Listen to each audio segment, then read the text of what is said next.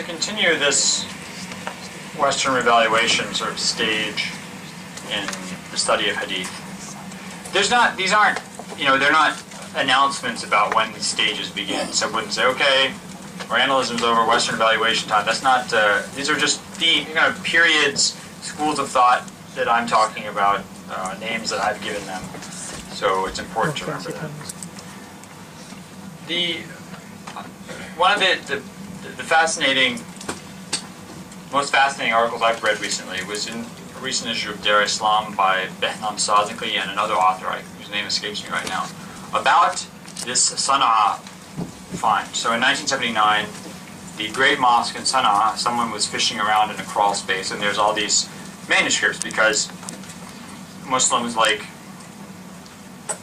medieval Jews, didn't think you could throw away. You don't throw paper with writing onto a garbage dump, which is where garbage went. Garbage went to a dump. You can't just throw paper there. You have to do something else with it. You burn it or something. And sometimes they would just stuff it in crawl spaces. And they found this stash of manuscripts, and apparently some of them were very early, fragments of the Quran from the early 700s. And one page was interesting because it's a palimpsest. What that means is something was written and then erased or obscured, and then something else was written on top of it. Because remember, parchment is expensive, and so you reuse it. You can wipe off the ink and reuse it. So there was a palimpsest of Quran writing of the Quran, and using different infrared lights and things like that, a group of German scholars, and this was really since the late 90s, had been announcing this, that they had discovered evidence that suggested that the Quranic text had developed over time. I remember in the late, I think it was 1998 or 1999, this article, the Atlantic Monthly, came out and had this image of a microscope kind of cutting, or no, a magnifying glass cutting into the Quran, Scholars are investigating what the Quran really says. It's about every 6 or 8 months. Sort of, okay, it's about time now, and cue the article that comes out in Wall Street Journal. A group of scholars have come across a new manuscript find that suggests, that Islam might not have always been the way it is. Okay, here we go again. Just like this movie, you're just like, another discovery made. And nothing ever came out. These German scholars weren't ever producing this evidence. And eventually, two professors did do a study of this. They dated this piece of paper actually to a very early period, between 640, 670 probably. So that's most Uthmanic Quran period and before. And then they looked at the texts that had been reconstructed using this ultraviolet light or whatever is used to read these things. And surprise, surprise, it's pretty much the same as other Quranic texts. There are some differences, but the differences are the same as the differences between the different 7 or 10 readings. The differences, if you read this book by Professor Azami, you'll find, and there's a newer edition too, which is very interesting. It's an excellent book, I really recommend it. He talks about the differences between the Uthmanic copies of the Quran. There's slight differences. There's a wow, there's a and or not an and. And do this or just do this. Not a big deal. So the differences are the same as between Uthmanic Musahif, between the existing readings of the Quran, the 7 or 10 widespread and widely accepted versions. And basically that this was all a bunch of, much to do about nothing in a sense. And what's interesting is that they argue that this page, this palimpsest page, is actually a non-Uthmanic Mus'haf page. So this is from one of the Mus'hafs that either predates or survives the purge of the Mus'hafs after Uthman promulgated the Quran around 650. And even this version is not different, really. So the whole, it's a bunch of drama and there's no reason. That's the conclusion. All a bunch of noise with no basis. Yes?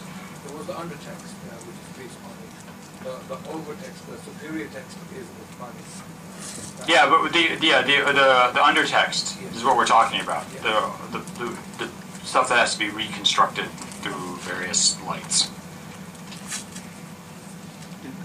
Okay, I'm pretty much done talking. That was the crux, sadly.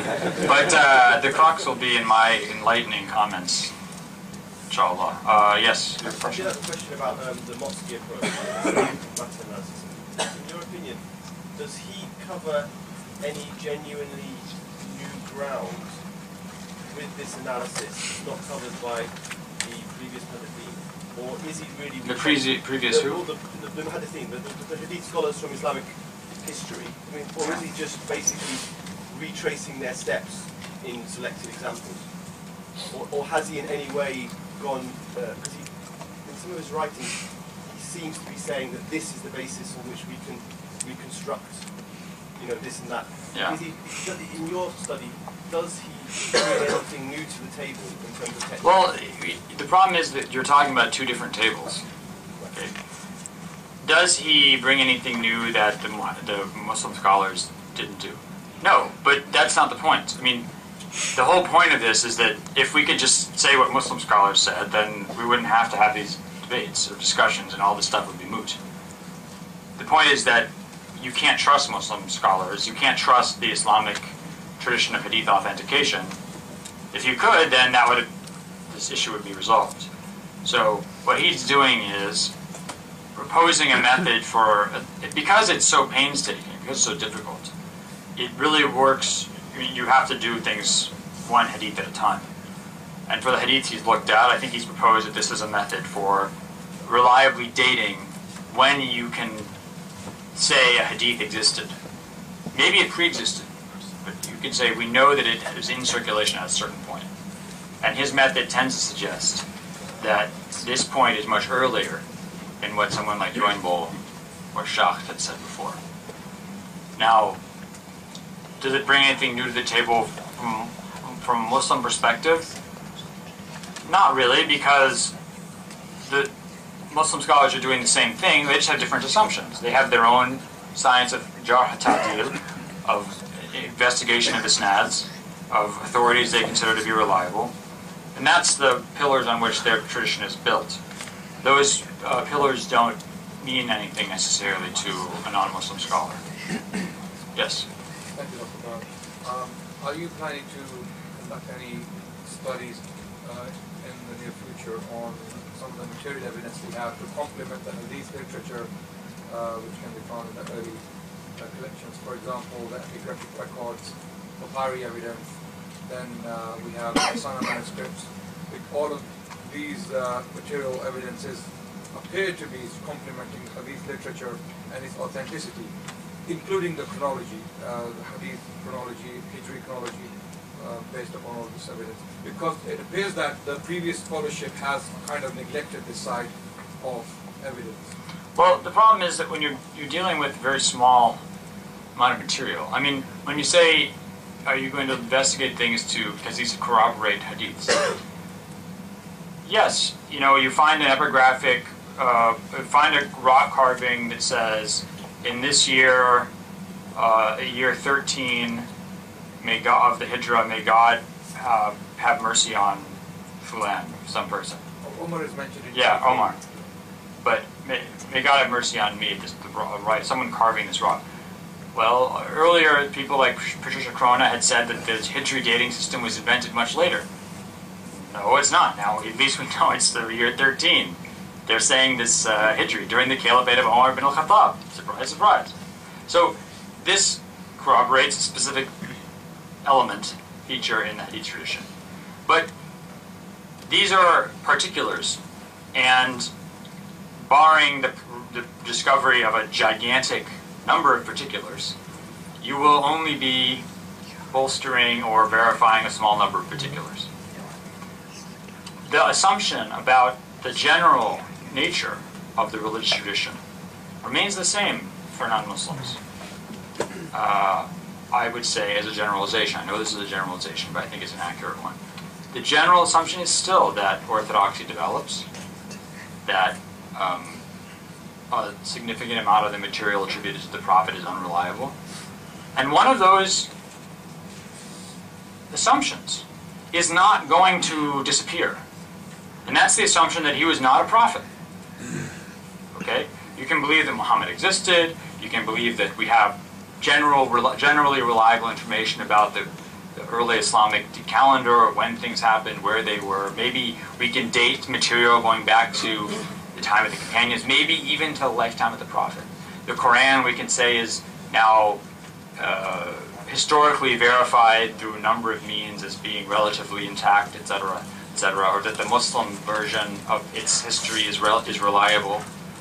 But you're still not going to accept that the Prophet Muhammad could know something about the future. So let's take this hadith of the black banners coming from the east. You still think the Prophet, let's have our imaginary non-Muslim Western scholar. He or she is still going to think that this hadith was made up during the Abbasid Revolution to support the Abbasids. Because people don't know the future. Now, I've talked about this in one of my books, but I think this is an interesting possibility, which is that, let's say the Prophet is not a prophet. Let's say he's some kind of deluded person. But he thinks he's a prophet. Prophets prophesy. It's one of the things they do. So, let's say he starts saying things about the future. In time, there will be this army that will come from Khorasan, they'll have black banners, etc., etc. If you are the Abbasids, and you're based in Khorasan, why not make your main color black and have black banners? Because this would help fit in with Scripture. So, sometimes history follows prophecy. Sometimes history follows Scripture. You can scripturalize history. So, an example of this in the book of, I think it's the book of Zechariah, Old Testament book. The book says, "Rejoice, O daughter of Zion, O daughter of Jerusalem. Your king comes unto you, riding a donkey or the foal of a donkey." Now, in the New Testament, Jesus enters Jerusalem riding a donkey or on the foal of a donkey. Now, it is not inconceivable that the historical Jesus decided to ride into Jerusalem riding a donkey because this is how it's predicted. Or it's not inconceivable that the people writing the New Testament described his entry in a way that scripturalized it, that made it fit into Scripture. There's in the Tang dynasty in China, which came to power, I think, in the 600s. I don't want to. My dating is a bit off. Someone can look that up on their computer. T-A-N-G, Tang dynasty. Anybody tell me when that came to power? Nobody has computers on anymore, internet or smartphones. Somebody look it up and tell me. It's an interesting story. There was a popular song at the time about this someone named Li, and this person named Li was going to take over. And there was a major family, a powerful family in the kingdom named Li, and eventually people started suspecting him of being this person, and things got so uncomfortable, eventually he did take over. Someone have any, when did Tang Dynasty start? 680? 618, excellent, thank you. So, this is looking back in history at this, a historian would say, this story was concocted, this popular song, was concocted later on to try, by the Tang Dynasty, to argue that people had been calling for them to take power. But that's actually the opposite. So sometimes people follow prophecy or popular songs. History can be inverted. This is an important thing to consider. So might be a way in which sometimes someone who acts like a prophet might accurately know the future, because the future follows what he said. Yes. Firstly, to start with the presentation, I wanted to ask something more specific. Recently there's been a discussion about the marriage of Aisha, and I wanted to ask the question, given the acceptance of the hadith being authentic, can a Muslim adequately believe that the age of Aisha was 9 when she married, without contradiction? Or does... What do you mean without contradiction? To say that there may be another hadith from a different source that may contradict the age, or does the study of the hadith entirety lead to sort of agnostic position on her age? You seem agitated about this. Yes. What is your agitation? Why are you so uncomfortable? I'm not so uncomfortable about it, but some people are. What makes you uncomfortable?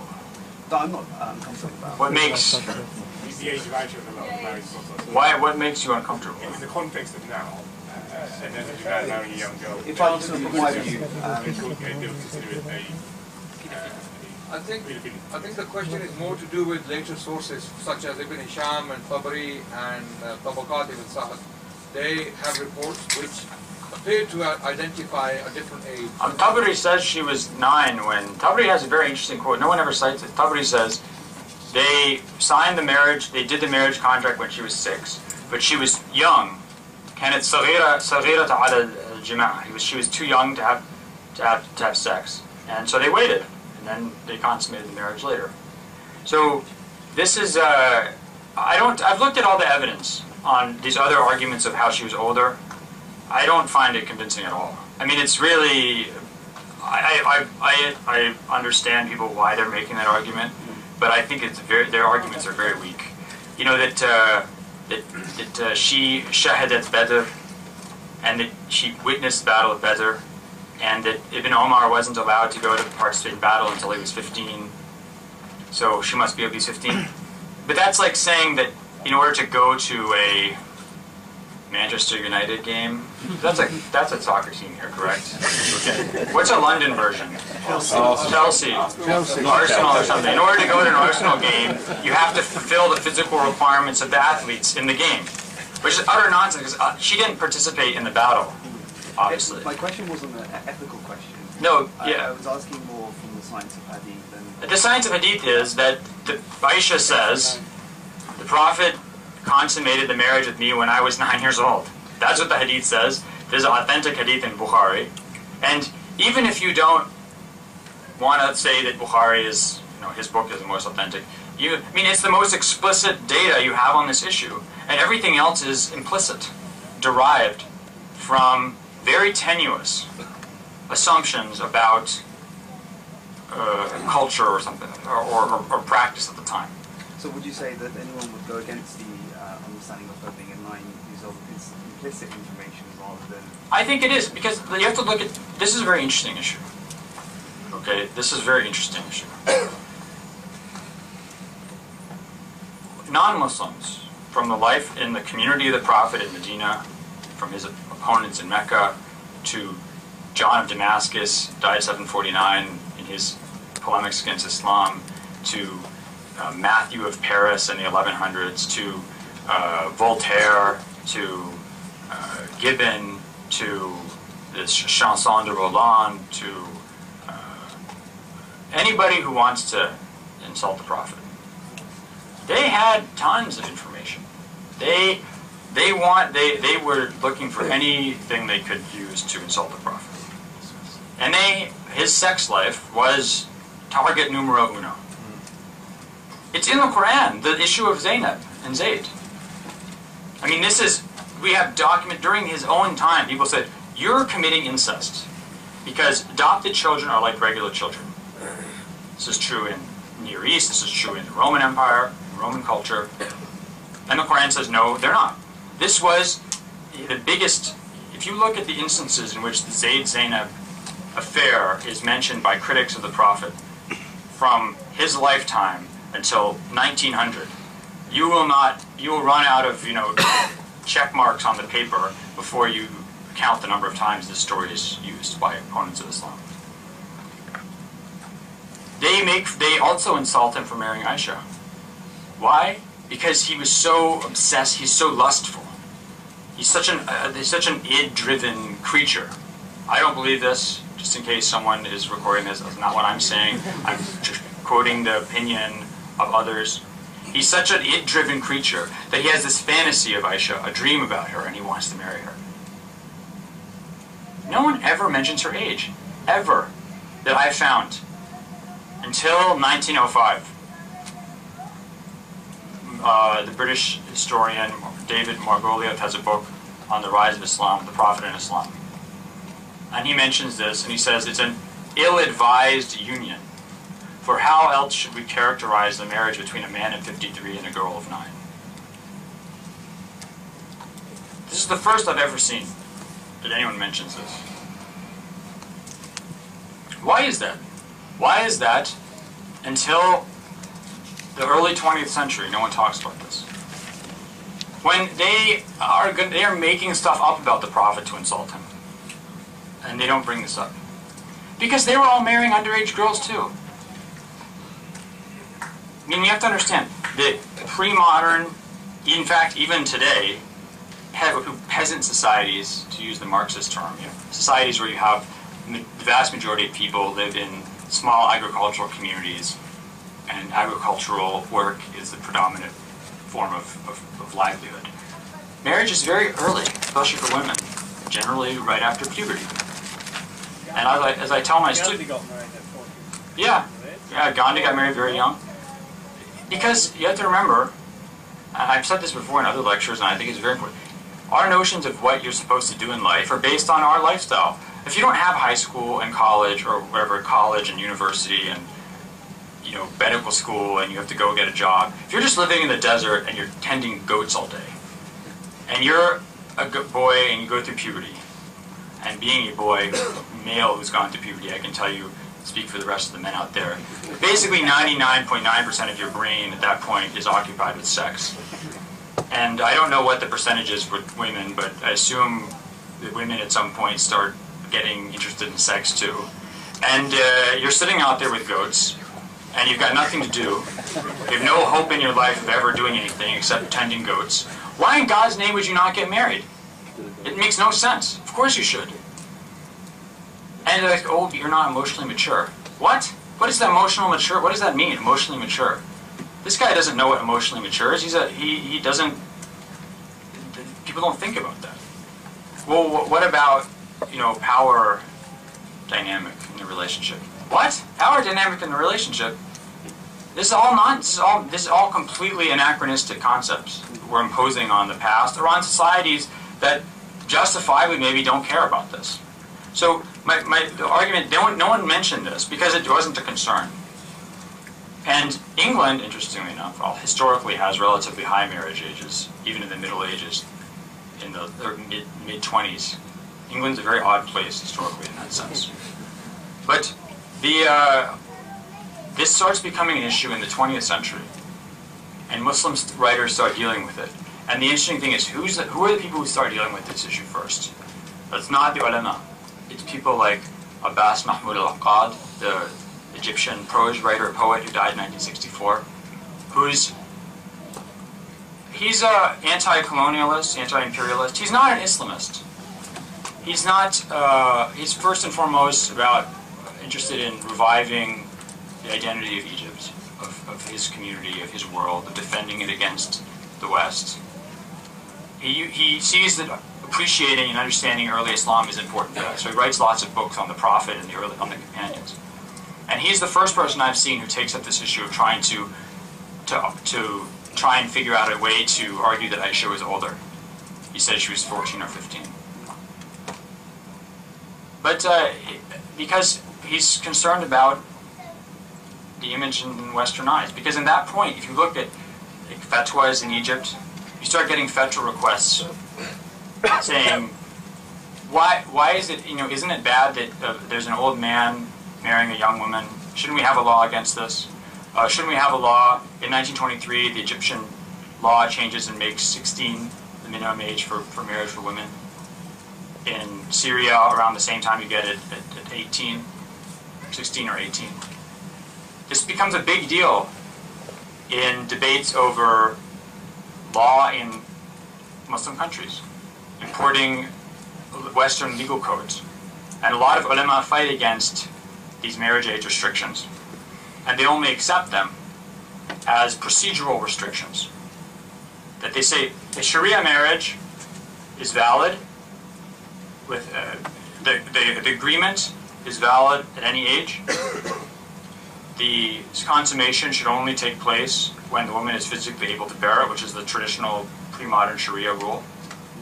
But the ruler, as the ruler, has the right to restrict procedurally what can be registered as a marriage. And you see scholars like Ali Tantawi in Syria, like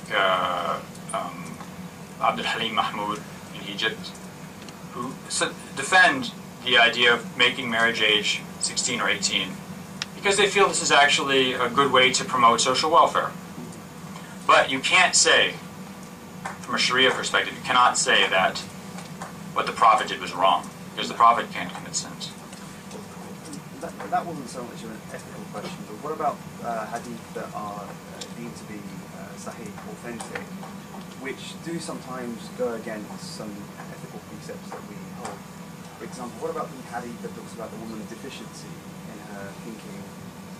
How do we, my difficulty is, when do we start to say, hold on, this may be problematic, even though it's actually authentic? That's a good question. This is the big question. This is the ultimate question, right? Which is, there's a hadith that seems to contradict what I think is reasonable, possible, or right. How do I deal with that? There's a couple of approaches. The sort of traditional Sunni approach would be that God and the Prophet know better on a moral issue. Another approach is also legitimately Islamic and Sunni and Shia. It would be, there are instances, for example, there's a hadith that says, Shahra Eid la yanqusan, in Sunan of Abu Dawud, that 2 months of festival are never short. But Eid and Dhul Hijjah, Ramadan and Dhul Hijjah. But we know that Ramadan and Dhul Hijjah is frequently not 30 days, sometimes they're 29 days. This hadith is on its face false. So what did people like Ibn Hanbal al-Bukhari say? They said, well, it's not literal then. It means either the barakah you get in these months will always be complete, or Ibn Hanbal said they're never both short in the same year, which is wrong. So if you see something that contradicts empirical reality, you just realize that it's figurative. And I mentioned this before in other lectures I've given, but the hadith of when the Prophet asked Abu Dhar, do you know where the sun goes after it sets? He says, God and the Prophet are more knowledgeable. And he says, it goes before the throne of God, and it prostrates, and seeks permission to rise again.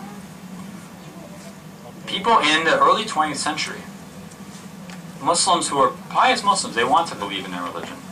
They flip out over this hadith. It makes them, it panics them. There are writers who reject the whole hadith tradition because of hadiths like this. It contradicts clear scientific reality that these early Muslims didn't know. How much more subject to historical contingency can a hadith be? Are we really going to base our religion on ideas that are clearly wrong, that someone believed based on scientific ideas that later turned out to be false? Medieval Muslims, but my response is, medieval Muslims also got confused by this hadith, because it doesn't make any sense if you look in Nawawi talks about it, you know, how does the sun prostrate? It doesn't have it's like a wall. What is it? I don't understand how this works. So they say it's figurative. It means it prostrates to God's, that shajaru wa najmu yasjudan. The sun and trees prostrate to God. So people have to. You asked the biggest question in the history of Islamic interpretation, and then you want me to not answer it. So what is it you're trying to say? So I've got the gist of your answer. So given what you said to the second question, is it not reasonable then to question the first question on that basis, ethical precepts? But I didn't answer the full question. No, I'm just saying that you see it as an option. I'm just saying, not that I believe that it is a question ethically, but I'm saying there are individuals that do see that as an ethical question, and there is a contentious issue there. But given the answer to your second question, that it's actually an option to revisit hadith in this life, because it clearly goes against empirical evidence, then why not apply the same type of reasoning for the first scenario about Aisha's age? But I haven't. You need to spend more time around Muslim scholars, because they're never going to give you a short answer to a question. And I'm giving you the menu options. You can't ask me to answer the question before I finish answering the question. I'm giving you different options, right? There's possibility. One possibility is you simply say, "Sami'na wa ata'na." God said, "We hear, we obey." The sun prostrates. Okay, the sun prostrates. Fine, it prostrates. I admit it. Or you can say, okay, I understand, but it doesn't make sense to me. How does this work? Literally, it doesn't work. It contradicts. That's why the 2 months in everyone's short hadith is a great example, because this is something you can't deny. No one is going to debate whether or not the month of Ramadan is 29 or 30 days that year. You can get an astronomical calendar and figure this out. It's not subject to interpretation. The hadith is false. It's false on its face. Therefore, it's either not true, the Prophet didn't know what he was talking about, or we interpret it figuratively. The first two options, a Muslim would like to rule out, because they'd like to think that the Prophet speaks the truth. They'd like to think that their science of hadith authentication works. So the third option is taken. You interpret it figuratively, which is totally reasonable, because figurative use of language, according to some scholars like Giambattista Vico in the 1700s, figurative language is the real nature of language. Really, figurative metaphor is how we speak. Literal language is not. Literal understanding is a secondary feature. So there's the problem, however, when you get to ethical issues. Because there's no objective standard to measure ethics. There's no objective standard to measure right and wrong. Because right and wrong are different for different people. There's no what? I find that. You don't agree? No. I think really, you're not an Ash'ari. You're not. What is? So, who came up with this crazy idea that there's no such thing as universal right and wrong? Which like crazy lunatic came up with this idea? This is Protagoras. This is one of Plato's opponents in Plato's mind, Protagoras. This is what the sophists are accused of not believing in universal rights and wrong. They said right and wrong are relative to what city you're in. Right and wrong are based on convention. They're based on culture, which is exactly what Sunni Muslims say. I don't know about 12 or Shia. I'm not saying, I just don't know the answer to that. Is that right and wrong are conventional. They're based on place and time. And if you want to make universal arguments for that, you better come up with some way to justify that. The Muslim answer is that the universal answers can be provided by Scripture, by revelation from God. Other arguments for universal rights and wrong now are based on things like human rights, universal human rights. The problem with that argument is that they keep adding more human rights, and you sit and wonder that 1 year something's right, and the next 10 years later it's wrong, or vice versa. And so one wonders how truly universal this can be, or to what extent I should be sacrificing my religious values for a system of values that seems to change every decade. Right? And this is... I think, after you finish on the answer to that question, I think we'll wrap it up and we'll come back at 2 o'clock. Sorry, I don't mean to go beyond. He asked this gigantic question. So the issue then, I'll be done, I'll finish presently. Can we do one more question? So the issue, the question is, how do you determine what's right and wrong? Yeah, and one has to... I wasn't arguing for a position. I was just saying, is it reasonable and should be accepted as an opinion, a valid opinion? Given the answer to your second question with all the options, could someone revisit the age of Aisha and say, for ethical reasons, maybe it's not true? That's what I was asking. Yeah, I mean, you could do that, but then my question would be, what motivates you? And this is what people like Ahmed Shakir, who wrote against Abbas al-Aqad, wrote. They said, why are you doing this? What you're admitting, what you're saying, is that the critics are correct. Where do you get your values, is he saying? Where do you get your values? Do you get them from your religion? Or do you get them from some other culture that, by the way, 10 years ago didn't care about this? I do find that a bit simplistic. No, I don't think it's simplistic at all. Because there are hadith that talk about, for example, the offspring of the adulteress is worse than the adulterer. And guess what? They don't interpret these. Vast majority of Muslim scholars either say that hadith is false, or they interpret it figuratively. But why? Because ethically it doesn't make sense. Because the person's la taziru waziratun wizra ukhra. How can somebody be blamed for something that that they didn't do? But that's an ethical precept. That is a Quranic ethical precept. Yes, of course. A Quranic ethical precept, not one based on external sources. But hold on, but there's a hadith that actually states that, so we have to balance that out with the precepts that we have. And the Quran speaks about Islamic precepts.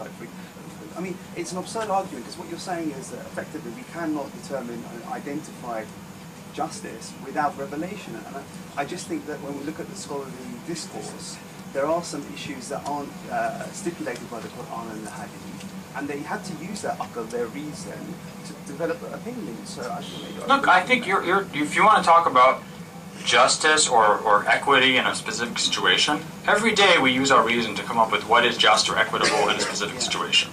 And we don't necessarily refer to scripture. However, no one is going to argue that my decision in this specific situation should be universally applied to all human beings in all places and all times, retroactively applied to people in the past and used to judge them. That's nonsense.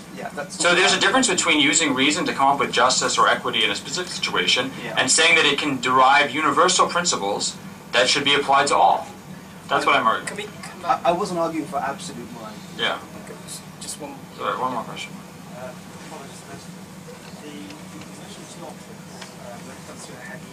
That you may not be able to reconcile with your current perspective of things. He said either you take it allegorically or you take it metaphorically, figuratively you interpret that, or you say that what he spoke was nonsense. But nobody says that you can't open the hadith to scrutiny. Yes. You earlier mentioned the Dahlu, he said everything in the Muslim. Yeah, I mean that was the third option that I didn't get to mention, which is that you look at the hadith and maybe you decide it's not authentic. But my question is, what is the criterion for deciding it's not authentic? Could we not employ tools that have developed since, for example, the Jasa campaign? Since then, we have corpus of hadith and tools that have developed to continue to use these newly developing tools to scrutinize existing hadith that may be taken for granted as being sahih. Yeah, I mean, some people will probably dislike my answer, but yes, I would take the position that Sheikh Albani said, which is, by the way, Muslim scholars had said for centuries before that, which is that everything is subject to debate. Everything is subject to evaluation.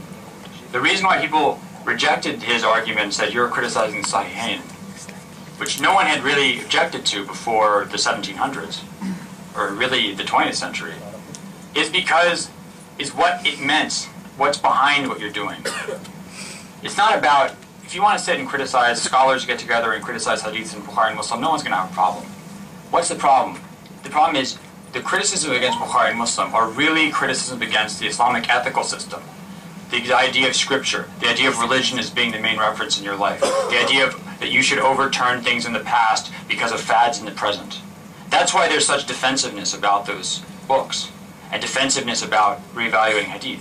It's not because scholars really reject reevaluating hadiths. They never did. But they're afraid that they're opening a door to modern ephemeral fads or ephemeral beliefs overturning centuries of consensus. Really draw a line. Why should we be afraid of opening the doors? This whole idea of Sadr al-Dhara'a. The reason why you're afraid of opening the doors is because opening the doors causes conflict. And when you open the doors without any kind of control, you get, but people are always saying, you know, there's like the Muslim Martin Luther of the week, like there's the Quran Discovery article, every 6 months there's a new Muslim Martin Luther. Does anyone, I mean, I'm not from, you know, I live in the United States, I don't live in Europe. People remember like what the Protestant Revolution, what the Protestant Reformation caused.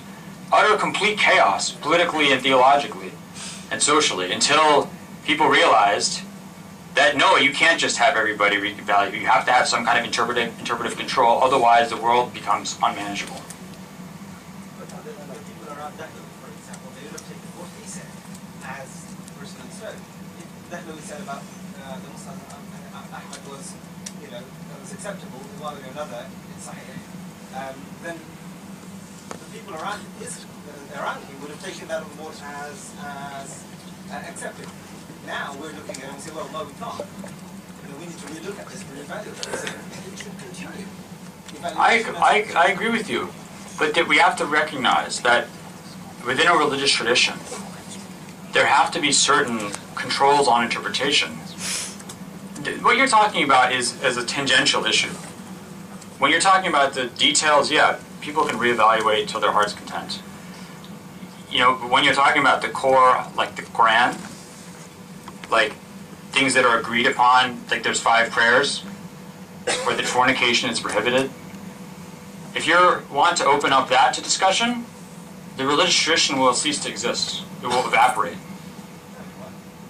Well, I think it will. I mean, look at you know, look at religion in many European countries, or in urban America. It doesn't mean anything anymore.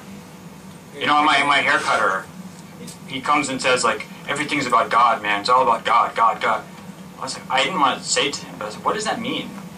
I mean, it just means nothing. I don't know what it means. Anyway. Okay, guys, we'll have to stop here because obviously